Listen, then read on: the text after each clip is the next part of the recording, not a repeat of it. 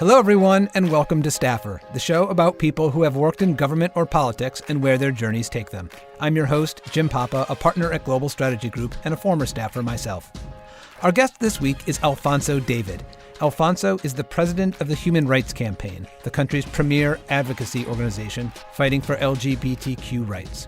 As you'll hear, he has an incredible life story. His time as a staffer began when he joined the New York State Division of Human Rights as deputy commissioner.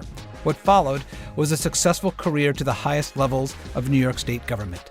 He next worked for then Attorney General Andrew Cuomo and ultimately served in Governor Cuomo's inner circle as counsel. Alphonso and I talked on Monday, November 23rd, virtually given the circumstances.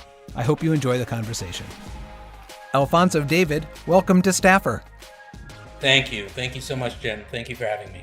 Oh, it's my pleasure, and I'm so excited to be talking with you today. I like to start these interviews at the very beginning, and you have really one of the most incredible early life stories that I've ever read about. You were born in Silver Spring, Maryland, but at the age of 1, you moved to Liberia because you had family connections there. And I'm wondering if you could share for our listeners what happened during that period of time and why you moved there and why you came back. Sure. So as you said, I was born in Silver Spring, Maryland, and my parents were in the United States for school. They were finishing their undergraduate studies. My father originally at Georgetown and then Howard, and my mother went to school in Virginia. And once they finished their studies, they had always intended to return back to Liberia. During the course of finishing their studies, I was born, and my parents left along with my older brother and myself, and went back to Liberia. And my father was finishing up his master's when he, I think, made the decision he wanted to run for office. He ran for office as the first elected mayor of Liberia, and he won. My uncle also ran for office, and he was elected president of Liberia. So this was during the 1970s. And I lived a fairly privileged existence during that time. And that all changed abruptly in 1980 when there was a military coup. And my uncle was assassinated and my father was put in prison. And we were placed under house arrest. And that period lasted for about 3 years. My father was in prison for 18 months. And once he was released, he sought asylum here in the United States based on political persecution. Was initially faced significant obstacles re-entering the country. As many people may recall, this was a shift in administration from the Carter administration to the Reagan administration. And he faced some obstacles. We ultimately got back to the U.S. and he sought asylum in the U.S. I wish you could take me to that time when you were a youngster, but you were living under house arrest. That must have been very stressful, terrifying, in fact, for a little kid. Could you describe what that was like? And particularly, because I've read a bit about it, about what you observed among the women in your life at that time? Yeah, I mean, my experience was so harrowing that going back and regurgitating it, it's as visceral as it was yesterday or the day before, or the year before. And I saw things as a child that I would not wish on anyone. I saw, women attacked and raped. I saw heads exploding. I saw people murdered. And as a child, when you go through a military coup, you have very little understanding as to what that means or the reasons why that's happening. And you also don't really fully appreciate what the levers are associated with democracy and dictatorships. And I had to come to terms with those fairly quickly. The women in my life at the time became the warriors because the men were either assassinated or in prison.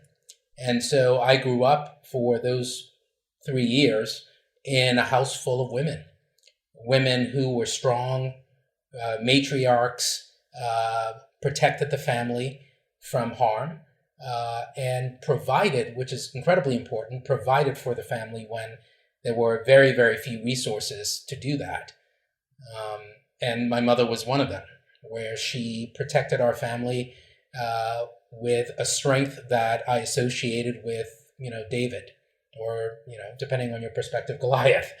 But it was really a fascinating, harrowing experience that I think shaped a number of things for me in terms of how I see the world, how I perceive democracy, how I see our respective roles in life, and what we're supposed to do when we're on this planet. Yeah, for someone who saw relatives in public life have such challenges and heartbreak and pay with their lives, and yet you, as a young adult, decided to get into public service. How did you come to that? Well, I didn't actually gravitate towards public service. After the coup, I either made a tacit, determination, or it must have been much more active than I realized. But I made some type of determination that I would not go into government because I saw government as being either directly or indirectly responsible for the turmoil in my family's life. And I also saw the corruption that we've seen around the world in instances where dictators use their power for personal gain and certainly not for the benefit of the general population. So when I came to the United States, I knew that I was shifting from medicine to law. Medicine was my identified course. When I was a child, I was going to become a surgeon. And after the war, that shifted to law. And I initially entered, I clerked for a federal judge, and that was an incredible experience, working on opinions on a variety of issues, from corporations suing for intellectual property rights to inmates in local jails and prisons that were alleging discrimination and harm and violation of constitutional rights. So I worked on those matters for a year and then joined a commercial law firm, and I litigated cases from contract disputes to labor issues for 2 years, and then ran a company. And I was not intending on going into government, except I'd spent 3 years litigating the marriage equality case in New York. And we had fought, I think, valiantly, and unfortunately lost the case at the high court. And after that experience of spending 3 years of my life fighting for marginalized communities, LGBTQ people, to have what I consider to be a fundamental right, so you can marry the person of your choice. And after losing that, I made a decision to go into government. I was recruited into government, but I decided to go into government because I thought I could have a significant impact. You can fight from the outside, and you can also fight internally to advance social justice. And I thought I could do that within the Cuomo administration, which is what I ultimately ended up doing. Yeah. So in 2007, you left Lambda Legal Defense and Educational Fund, as I understand it, to go into the New York State Division of Human Rights as Deputy Commissioner for Operations and Special Counselor to the Commissioner. This was your first experience as a staffer. You subsequently had a very long and successful career in state government, which we're going to talk about. After just 1 year in that role, you became Special Deputy Attorney General for Civil Rights in the office of then Attorney General Andrew Cuomo. I have to ask you about Andrew Cuomo, because he is so hard-charging. He is so high profile. What makes succeeding for Governor Cuomo? What are the attributes for a staffer to succeed when working for Andrew Cuomo? There are a number of different adjectives that I could highlight for you. He is looking for professionals who are incredibly well-versed and prepared in whatever discipline they're operating in. He's also looking for people who can perform. he is not interested in people who will pontificate. He's interested in action, and he's interested in performance. And it's not only performing to perform, it's excelling when you perform. And I like working in those types of environments because some people forget, but government is a service business. You are in service of the people who elect you or appoint you to positions of power. And we all pay taxes, or at least hopefully most of us pay taxes. And those taxes go to support the infrastructure of government. And when you work in government, your responsibility is to make sure that you are performing and delivering for your constituents. And Governor Cuomo is driven by that principle of performance, the principle of excellence in all of his staffers, because he understands the fundamental premise that undergirds anyone going into government, and that is you are providing a service to people who elected you to perform. You know, and you've put your finger on something that is underappreciated about staffers, and that is expertise. When the public sees either elected officials or people commenting about politics, it's often, say, on TV, and it's a snippet from a speech, or it's former staffers pontificating on the latest news in 60-second, 90-second bites. But the entire operation of government is actually sustained by people who spend years becoming experts in an area so that they can inform the policymakers at the right time. It's incredibly important. I mean, and you walk into rooms where you are expected to be the expert on not only the subject matter that is the purpose of the meeting, but also any subject matter that could come up. He places a premium on those who have a wide breadth and scope of experience and expertise, and a deep knowledge of the issues that you are tasked with implementing. And I think you're right. It's a feature that sometimes people forget to focus on. The staffers behind the scenes are the ones who are responsible for making things work. And when I say making things work, we're making life and death decisions. We're making decisions that affect millions of people, and we have to get it right. And if you don't get it right, people could die. When we talk about the health pandemic, or we could talk about, issues affecting property rights, or issue affecting relationship recognition. Those are significant decisions that affect the day-to-day lives of people. And so staffers have to have a technical level of expertise and an ability to implement, right? It's not just only I have this knowledge. You also have to have the skill set to implement whatever, the task is at hand. Yeah. Well, Governor Cuomo was obviously very impressed and relied upon you because once he became governor, he asked you to serve in the role of counsel to the governor. This put you in the position of advising him on legal and policy matters affecting the state, basically everything from proposed legislation to implementation of laws to litigation. As I like to say in the parlance of being a staffer, this was, quote, a big job. and the analogy here in Washington is White House counsel.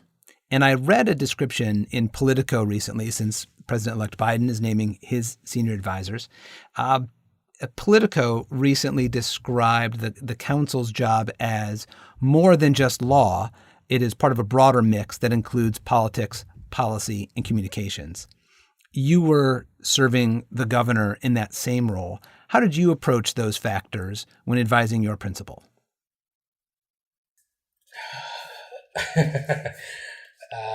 That's a really difficult question to answer because being a successful counsel, as you just mentioned, requires that not only are you well-versed in a variety of areas of law, but you also have to be a very good policy advisor, a very good communicator, and a very good operational professional, if you will. In my role as counsel to the governor, yes, I was responsible for providing legal advice on a variety of issues, from legislation to litigation, and in fact, in many cases, handled those issues with very little interference or input, because there is an expectation that as counsel, you're making decisions with a well-rounded perspective as to how it affects not only the administration, but the state and potentially the nation. So I made a lot of those decisions knowing what I thought the governor would want, and also fully appreciating some of the complexities of, advancing a piece of legislation and making modifications to that piece of legislation and the impact that it may have on multiple communities. So I did a lot of that, but also worked on communication strategy, certainly developed policy, developed financial and substantive policy, and was responsible for interfacing with 97 state agencies and authorities throughout the state of New York. Wow. So that means 97 general counsels, 97 commissioners, and who oversee those agencies. And I'm sure you can anticipate what I'm about to say here, but almost every decision that a state agency makes has legal implications. Yep. So I was intricately involved in all of the decisions that were being made. Certainly significant decisions were brought to my attention, and I had 14 or so assistant counsels, and they were tasked, they were assigned to specific subject areas, from public safety to health to civil rights. And they would be responsible for interfacing with those general counsels as well. I approached the job recognizing that I had to look at an issue from a variety of different angles and provide advice, appreciating how all of those different issues could intersect to ultimately provide my principal with the best legal advice possible. But in many cases, it was the best advice. Yes, there were legal implications associated with the advice, but there were political implications, there were policy considerations, there were legal implications. So when I made that determination and said, we should do X or we should do Y, he expected that I had thought through all of those implications in advising him in the best way I thought possible. Well, of the massive scope and the number of years that you played in this role, there were so many issues, but there's one I really want to talk to you about, and that is the Marriage Equality Act, which Governor Cuomo signed into law on June 24th, 2011, which was almost 4 years to the day before the Supreme Court ruled same-sex marriage constitutional in Obergefell. That law granted same-sex couples the freedom to marry, but it also provided hundreds of rights, benefits, protections that at that time had been limited to married couples of the opposite sex. You were the first African-American man and the first openly gay man to serve as chief counsel to the governor of New York, and you got to play a central, deeply meaningful role in a landmark civil rights law. Could you talk to us about that experience, sort of the broad scale of what it took to get that law passed and signed by the governor, and also what it felt like the moment he signed it? How much time do you have? You're the busy one. I'll take the time that you've got. This was an extraordinary experience in thought leadership, in negotiation, in bill drafting. It was a piece of art. I say that because we started the process immediately after the governor became governor in January of 2011. There was a team really tasked with the responsibility of not only drafting the piece of legislation, but really thinking through the legislative and policy implications of advancing a bill at that time. So you may remember that at that time in New York, the legislature was controlled by Republican leadership. The assembly was controlled by Democratic leadership. Yep. And there was no consensus at that point when we started with both houses to advance a piece of legislation to allow same-sex couples to marry. So in January of 2011, I started the process along with others who were working on it, Catherine Granger, Mylan Dinnerstein, and others, were working on how we would develop a strategic plan for engaging with members of the legislature, engaging with members of the press, engaging with members of the public on why marriage equality was important. And then we had an additional hurdle of drafting the legislation. Some would say, well, that's fairly simple.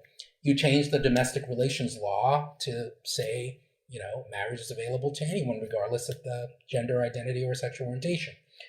But unfortunately, we knew that in drafting that piece of legislation, we would face obstacles, and we had many.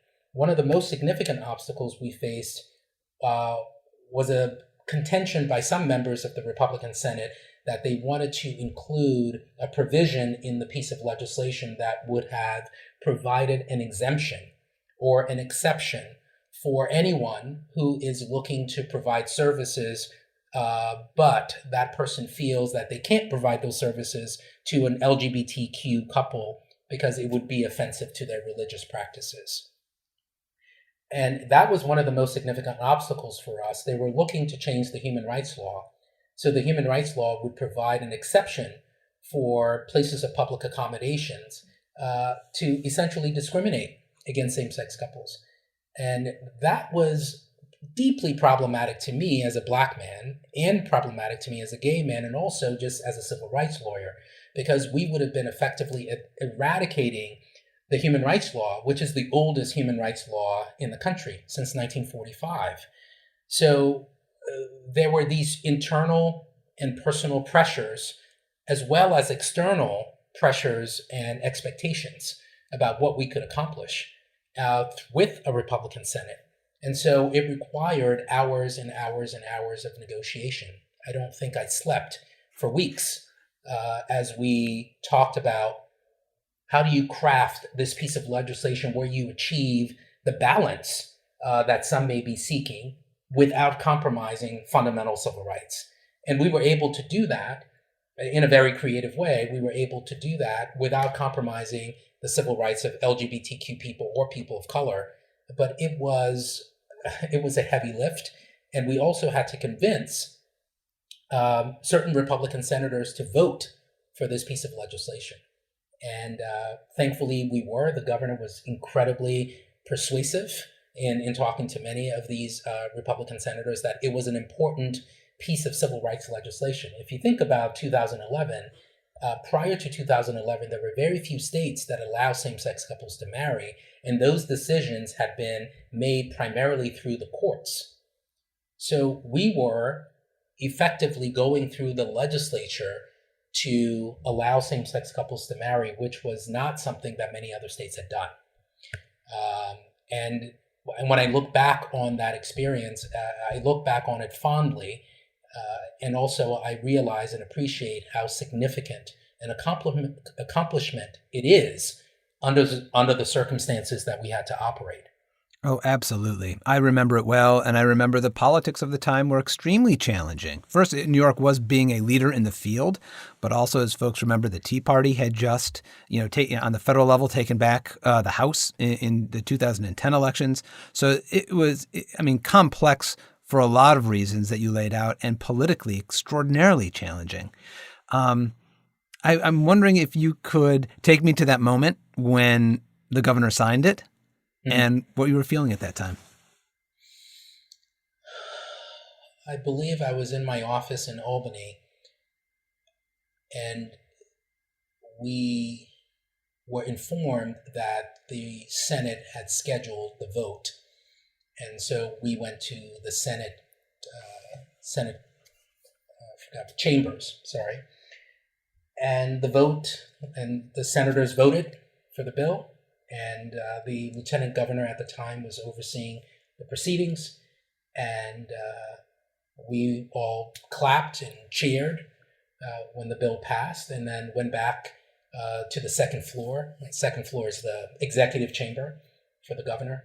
And I remember looking at the governor and talking to him and really fully appreciating the gravity of that moment and the importance of that moment for same-sex couples, not only in New York, but around the country. And what it said to me, and I think the governor shared this view, is here is your government telling you that you have value. Here is your government saying that you have dignity, that your relationship is just as valuable as anyone else's relationship. And government is standing up for you.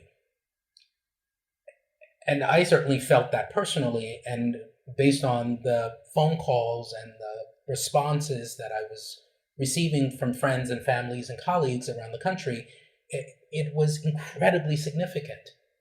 People sometimes forget that when marginalized communities are fighting for vindication or, for rights, I would just say generally, at its core, we're talking about, the judiciary or the executive branch or the legislature effectively saying, yes, we see you and we assign value to you just like we would anyone else. And at its core, that's what it meant.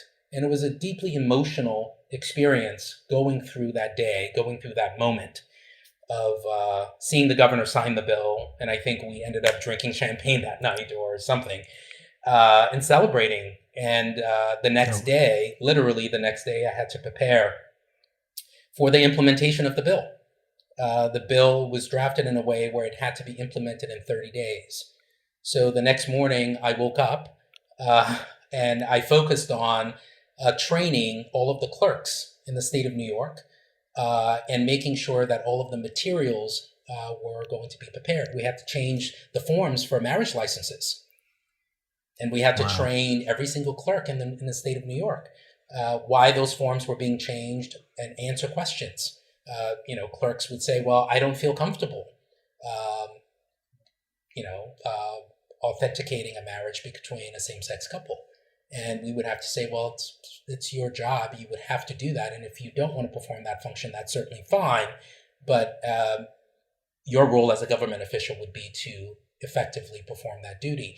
But so for 30 days, I then went to phase 2 of implementing the law. And that's going back to what I said earlier, the importance of making sure from the governor's perspective that you have staffers, not only with the technical expertise, but the ability to implement. Because if you only have one and not the other, it limits your ability to advance policy. Well, and it is the hope of, I think, every staffer that they get the opportunity to work on an issue that is integral to who they are, how they see the world, see it all the way through completion despite the odds.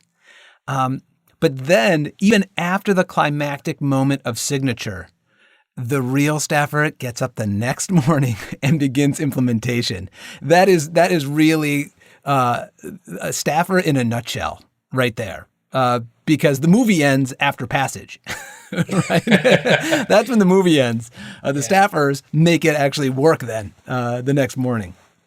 Well, your leadership has continued, obviously. You today are the president of the Human Rights Campaign, the first civil rights lawyer and the first person of color to serve as president of the organization in its nearly 40-year history. And I think it's fair to say that HRC, as it is known, is the preeminent organization fighting for LGBTQ rights in the country. I was wondering if you could, for our listeners, describe the landscape for LGBTQ rights as you see it today. Because on the one hand, people may look and say, wow, look at the progress we've made since 2011. The Obergefell decision was critically important, not just in delivering legal rights, which it was essential for that, but also in helping the country move forward. And undoubtedly, there's more understanding, respect, appreciation, legally and otherwise than there was when you and I were kids. And while that may be true, on the other hand, the Supreme Court no longer has the 5-4 majority that held in Obergefell. Unfortunately, Justices Kennedy and Ginsburg are no longer there, replaced by Justices Kavanaugh and Amy Coney Barrett. President Trump has filled the federal judiciary with 200 plus of his nominees. And across the country, there are new and ugly and creative attacks on LGBTQ people every day. So how do you see the landscape today, and how does HRC fit into that? Well, the landscape is complicated. First, I'll say, and I'll acknowledge what you just said as well, there has been significant progress over the past several years. I remember in early 2000s that the number of people who supported marriage equality was in the 30s, 30%. It is now in excess of 70%, those who support marriage equality. So we have made significant advances in LGBTQ rights. However, there are many areas where we have either seen the faces of regressive policies implemented through the Trump-Pence administration or through local governments, and the implications are significant. So I'll give you a few data points that I think highlight for me the work that we still have yet to do. In 29 states in this country, there are no comprehensive protections for LGBTQ people. So you ask, well, what does that mean? What that means is, in 29 states in this country, LGBTQ people could be discriminated against, and they would have absolutely no recourse, in many cases, under state or federal law. So you say, well, the Bostock decision recently issued by the Supreme Court says employers can't discriminate against LGBTQ people, and that's true. The Trump administration has failed to implement that decision, but even assuming that decision is being implemented, there are many areas where LGBTQ people have absolutely no protection. And I'll give you an example: public accommodation, or better yet, retail stores. As a Black man or as a gay man, if I walked into a Saks Fifth Avenue or to a Bloomingdale's or to a Gap department store to purchase a pair of jeans, and I face discrimination, I have no recourse under federal law. There's no federal law that prohibits discrimination against LGBTQ people in retail establishments, and for that matter, for people of color. And so we are pushing for the Equality Act. The Equality Act would provide comprehensive protections to LGBTQ people because it doesn't exist today. Another important data point is, even though we are seeing greater and greater visibility of LGBTQ people, we're also seeing increased rates of violence. This year, 2020, we have more transgender and gender nonconforming people who have been killed in this country. At least 37 that we know of, and primarily Black and Latinx transgender women of color. They've been killed for being who they are. So we, unfortunately, are now seeing the impact of stigma and how stigma effectively leads to violence. And we have to do something significant culturally, socially, and legally to protect the members of the trans community. Third is, in many states, we're seeing conversion therapy statutes that are either struck down or allowed to function in states around the country. Conversion therapy effectively allows medical professionals to engage in shock therapy to try to change LGBTQ kids, which is not real science, but nevertheless is allowed in many parts of the country. So those are three data points that highlight the work that we have to do. We've been able to advance significant positive, inclusive policies in places like New York and California, but in many other parts of the country, LGBTQ people are living in a state of fear. And from my perch as the president of the Human Rights Campaign, I feel that it's my responsibility for us to make sure that we're protecting those marginalized communities that are not, living in progressive cities where they have local laws that protect them. And what do you think are the biggest impediments to success? I think the most significant impediment to success is the inability or the failure to see beyond ourselves. I gave a speech last year about the importance of our community being broadly defined to see beyond ourselves. Can we advocate for policies that don't directly affect us? Can we understand and appreciate that certain policies are going to benefit our community? It may not necessarily benefit us personally. I think we've gotten to the point where policy is driven by the self. And unfortunately, when you're talking about the other, when you're talking about LGBTQ people, when you're talking about marginalized communities who you may not have direct contact with, it's very easy to ignore. It's very easy to disregard. It's very easy to treat with a level of indifference. And that, I believe, is our biggest obstacle. And for the past 4 years, we have lived under an oppressive and regressive administration that has sought to further marginalize communities. So we now have to change that paradigm so that people see LGBTQ people as human beings. Yeah. I mean, when we talk about stigma leading to violence, when LGBTQ people are attacked for who they are, it's because the attacker fails to see them as human beings. That's right. That is our most fundamental and significant obstacle in affecting real and sustainable change. You know, you mentioned the last 4 years, which have been excruciating. We are now about to turn the corner. We have President-elect Biden and Vice President-elect Harris. What are you hoping from their administration? Well, the Human Rights Campaign recently issued a blueprint for positive change. The blueprint includes 85 administrative policy recommendations for the Biden-Harris administration. And they range from creating an interagency task force to address the violence that's affecting the transgender community, to passing the Equality Act, which would, as I said before, provide comprehensive protections for LGBTQ people.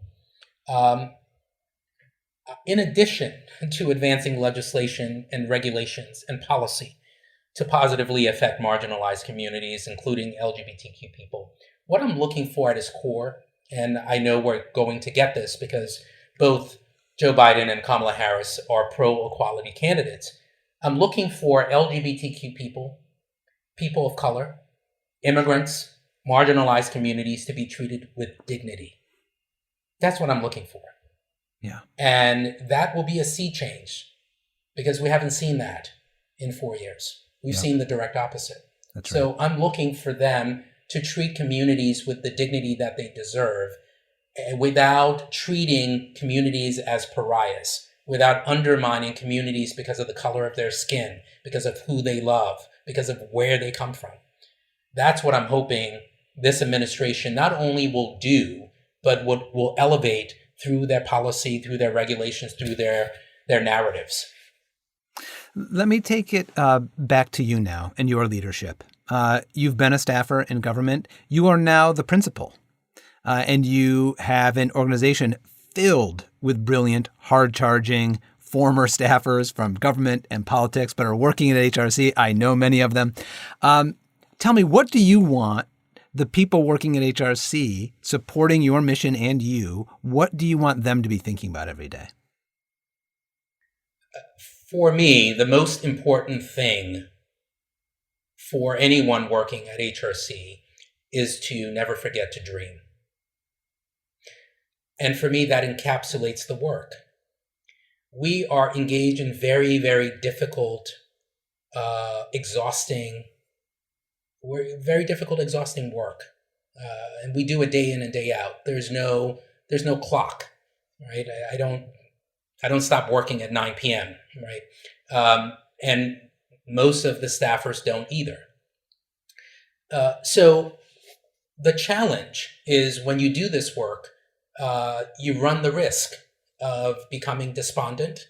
You run the risk of seeing the obstacles more than the opportunities. And for me, the most important thing for anyone working at HRC is continue dreaming, because through that paradigm, you will create policy, you will come up with ideas, you will think about new and creative ways to achieve the mission of the organization. And if you stop dreaming, we've lost. Oh, I love that. You know, I also read that a piece of advice that you give staff is never forget your own capacity. What do you mean by that? So I believe that, and this is I think I don't want to say primarily applicable to people of color and LGBTQ people and marginalized communities, but I'll attach it to a much broader net. I think as children, we all face obstacles. Someone tells us at some point during our childhood that we're not good enough, that we can't achieve whatever we're looking to achieve. And we see that in many cases through the lens of people of color. We see that through the lens of LGBTQ people and other marginalized communities, people with disabilities, etc. And I tell my staff, please don't forget your capacity. I say that because in some cases, people have stopped asking what their true capacity is because they have either internalized the negative responses from decades ago, from years ago, that indirectly or in some cases quite directly affects their ability to succeed today. So by asking the staff to really rethink and take a step back and really assess your capacity, what is your capacity? Have you had that conversation with yourself? What are you capable of doing?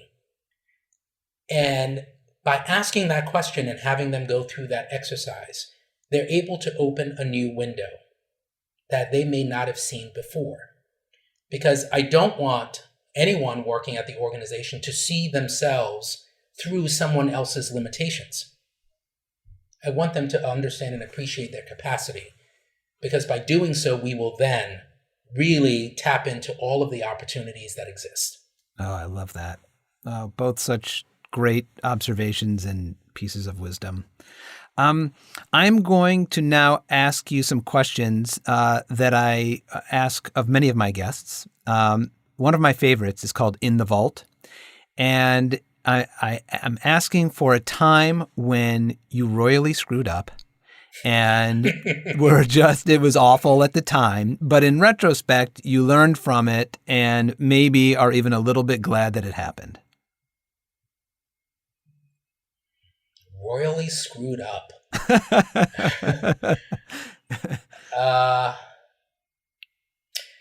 I think for me, and I can't get into the details without breaching privilege, but I think for me, what I remember is not trusting my instinct.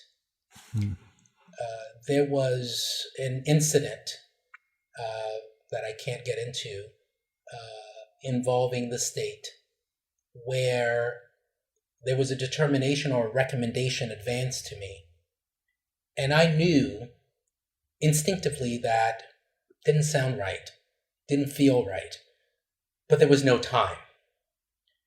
And as a result, they needed a response quickly. And I provided, and I simply either acquiesced or says, I'll defer to you given that you've spent enough time and we need to advance this quickly. And in hindsight, that decision was the wrong decision. And I knew that it was the wrong decision for two reasons. The person asking the question, I didn't have full confidence in. And my instinct told me that they were not making the most informed decision.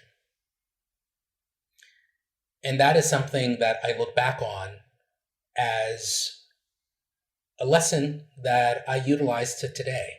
I always, always, always, always trust my instincts. And it helps guide me when I make decisions. And it also helps guide me when others are looking to make recommendations that will ultimately turn into decisions, either for the organization or for myself. And for me, it was a huge lesson. Always trust your internal compass, because you see and hear things that others don't. And that is the value that you bring to the table. When you ignore that, you're effectively undermining your own leadership. Yeah. Yeah, the gut is a real indicator that we've been told to, sometimes disregard if we can think our way past it, but we should not do that. It is often the most accurate part of our being. This is my last question for you. I have this dream of building a Hall of Fame to staffers and inside erecting statues to the people who are nominated by people I interview. So you've worked with a lot of staffers, and I'd love if you could give me a nominee for my future Staffer Hall of Fame. Oh, my God. That is not a fair question. In I what know. capacity? Somebody who you worked with and observed and just thought like they represent the best of what it means to be a staffer. And this can be any level, any context, but you can point to them and say they are great and I'd want to work with them at any time in any way. Okay. Like the lawyer that I am, I will try to. So if it's someone that I supervised, I would say Sandy Toll. Sandy Toll was the first assistant counsel when I was counsel. She reported directly to me. She is now general counsel for a health-based organization. And I would say Sandy Toll. And why? What did she like? What were the qualities that just made her exemplary? She anticipated my next moves before I could anticipate them, which is what's one of the most important skills. After working with the governor for such a long time, you have to be 5 or 6 steps ahead of him, based on certainly his practice, his expectations. You have to anticipate the question before the question is asked, and you also have to understand and appreciate the landmines, which is an extraordinary skill to have. And I think Sandy Toll would be one person that is an extraordinary staffer. Another would be Robert Mujica, who is the finance director, the director of budget for the state, who I think is incredibly well skilled. And he was impressive. But as it relates to someone who reported to me, I would say Sandy Toll. Great. Thank you. I'll put them both in. Why not?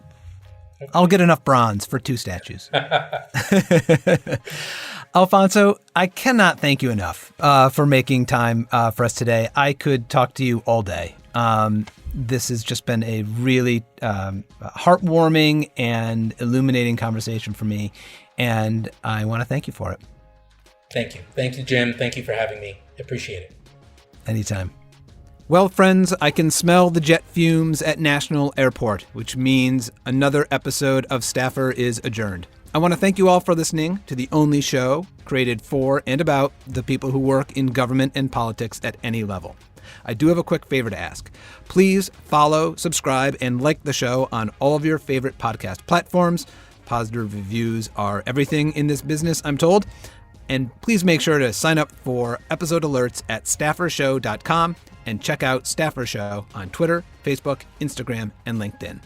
Thanks all.